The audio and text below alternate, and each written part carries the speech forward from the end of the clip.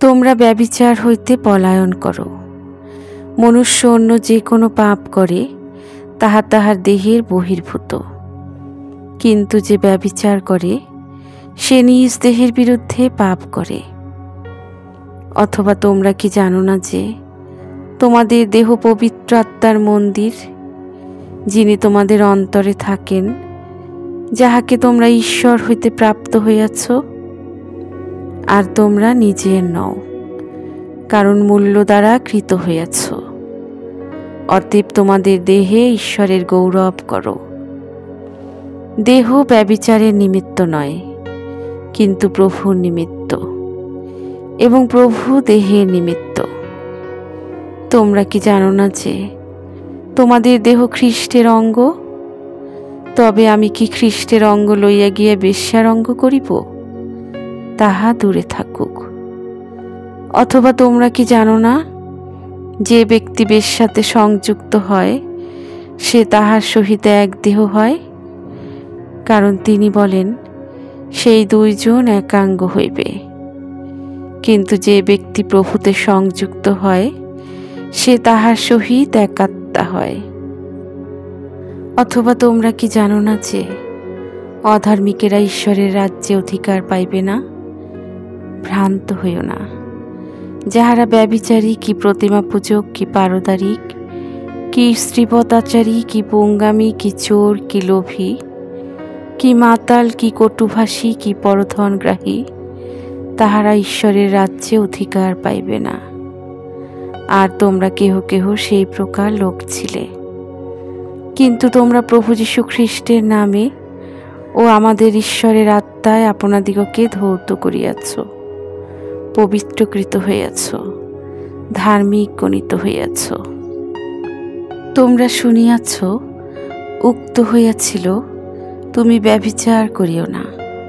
কিন্তু আমি তোমাদিগকে বলিতেছি, যে কেহ কোনো স্ত্রীলোকের প্রতি কামভাবে দৃষ্টিপাত করে সে তখনই মনে মনে তাহার সহিত ব্যভিচার করিল। আর উক্ত হইয়াছিল, যে কেহ আপন স্ত্রীকে পরিত্যাগ করে সে তাহাকে ত্যাগপত্র দিউক। কিন্তু আমি তোমাদিগকে বলিতেছি, যে কেহ ব্যভিচার ভিন্ন অন্য কারণে আপন স্ত্রীকে পরিত্যাগ করে সে তাহাকে ব্যভিচারিণী করে, এবং যে ব্যক্তি সেই পরিত্যক্তা স্ত্রীকে বিবাহ করে সে ব্যভিচার করে। সকলের মধ্যে বিবাহ আদরণীয় ও সেই শয্যা বিমল হোক, কেননা ব্যভিচারীদের ও বেশ্যাগামীদের বিচার ঈশ্বর করিবেন। হে ব্যভিচারীগণ, তোমরা কি জানো না যে জগতের মিত্রতা ঈশ্বরের সহিত শত্রুতা? সুতরাং যে কেহ জগতের মিত্র হইতে বাসনা করে সে আপনাকে ঈশ্বরের শত্রু করিয়া তোলে। কিন্তু বেশ্যাগমনের ও সর্বপ্রকার অশুদ্ধতার বা লোভের নামও যেন তোমাদের মধ্যে না হয়, যেমন পবিত্রগণের উপযুক্ত। কেননা তোমরা নিশ্চয় জানিতেছ, বেশ্যাগামী কি অশুদ্ধাচারী কি লোভী সে তো প্রতিমা পূজক। কেহই খ্রিস্টের ও ঈশ্বরের রাজ্যে অধিকার পায় না। তুমি নিজ জলাশয়ের জল পান করো, নিজ কূপের স্রোত জল পান করো, তোমার উনয় ধন্য হোক। তুমি তোমার যৌবনের ভার্যায় আমোদ করো। সে প্রেমিকা হরিণী ও কমনীয় বাদপ্রেমী পথ, তাহারই কুজ্যোগ দ্বারা তুমি সর্বদা আপ্যায়িত হও। তাহার প্রেমে তুমি সতত মোহিত থাকো। বৎস, তুমি পরকীয়া স্ত্রীতে কেন মোহিত হইবে? বিজাতীয় বক্ষ কেন আলিঙ্গন করিবে? কেহ যদি বক্ষস্থলে অগ্নি রাখে তবে তাহার বস্ত্র কি পুড়িয়া যাইবে না? কেহ যদি জ্বলন্ত অঙ্গারের উপর দিয়া চলে তবে তাহার পদতল কি পুড়িয়া যাইবে না? তদ্রূপ যে প্রতিবাসীর স্ত্রীর কাছে গমন করে, যে তাহাকে স্পর্শ করে সে অদণ্ডিত থাকিবে না।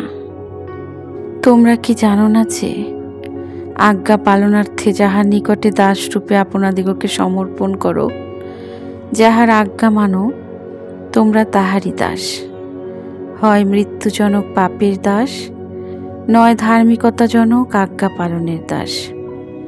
অতএব তোমরা পৃথিবীস্থ আপন আপন অঙ্গ সকল মৃত্যুসাৎ করো, যথা বেশ্যাগমন, অশুচিতা, মোহ, কুঅভিলাষ এবং লোভ, ইহা তো প্রতিমা পূজা। এই সকলের কারণ অবাধ্যতার সন্তানগণের প্রতি ঈশ্বরের ক্রোধ উপস্থিত হয়। আমরা তো ইহা জানি যে আমাদের পুরাতন মনুষ্য তাহার সহিত ক্রুশারোপিত হইয়াছে, যেন পাপ দেহ শক্তিহীন হয়, যাহাতে আমরা পাপের দাস আর না থাকি। কেননা যে মরিয়াছে সে পাপ হইতে ধার্মিক গণিত হইয়াছে। আর আমরা যখন খ্রিস্টের সহিত মরিয়াছি, তখন বিশ্বাস করি যে তাহার সহিত জীবন প্রাপ্ত হইব। অতএব পাপ তোমাদের মর্তদেহে রাজত্ব না করুক, করিলে তোমরা তাহার অভিলাষ সমূহের আজ্ঞাবহ হইয়া পড়িবে। আর আপন আপন অঙ্গ প্রত্যঙ্গ অধার্মিকতার অস্ত্ররূপে পাপের কাছে সমর্পণ করিও না, কিন্তু আপনাদিগকে মৃতগণের মধ্য হইতে জীবিত জানিয়া ঈশ্বরের কাছে সমর্পণ করো, এবং আপন আপন অঙ্গ প্রত্যঙ্গ ধার্মিকতার অস্ত্ররূপে ঈশ্বরের কাছে সমর্পণ করো। কেননা পাপ তোমাদের উপরে কর্তৃত্ব করিবে না, কারণ তোমরা ব্যবস্থার অধীন নও, কিন্তু অনুগ্রহের অধীন। অতএব হে ভাতৃগণ, আমরা ঋণী, কিন্তু মাংসের কাছে নয় যে মাংসের বশে জীবনযাপন করিব। কারণ যদি মাংসের বশে জীবনযাপন করো, তবে তোমরা নিশ্চয় মরিবে। কিন্তু যদি আত্মাতে দেহের ক্রিয়া সকল মৃতসাৎ করো, তবে জীবিত থাকিবে। কেননা যত লোক ঈশ্বরের আত্মা দ্বারা চালিত হয়, তাহারাই ঈশ্বরের পুত্র। আবার মাংসের কার্য সকল প্রকাশ আছে, সেগুলি এই: বেশ্যাগমন, অশুচিতা, শৈরিতা, প্রতিমা পূজা, কুহক, নানা প্রকার শত্রুতা, বিবাদ, ঈর্ষা, রাগ, প্রতিযোগিতা, বিচ্ছিন্নতা, দলভেদ, মাংসর্য, মত্ততা, রঙ্গরস ও তৎসদৃশ অন্য অন্য দোষ। এই সকল বিষয়ে আমি তোমাদিগকে অগ্রে বলিতেছি, যেমন পূর্বে বলিয়াছিলাম।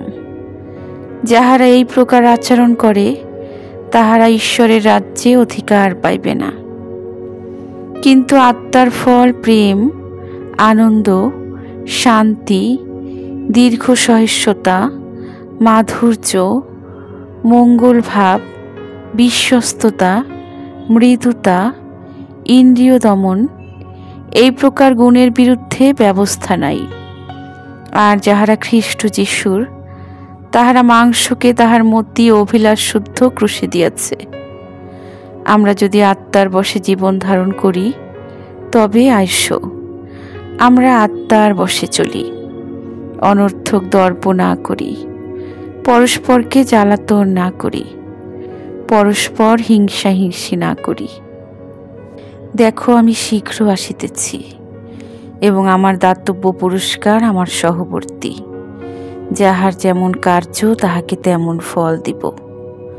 ধন্য তাহারা, যাহারা আপন আপন পরিচ্ছদ ধৌত করে, যেন তাহারা জীবন বৃক্ষের অধিকারী হয় এবং দ্বার সকল দিয়া নগরে প্রবেশ করে।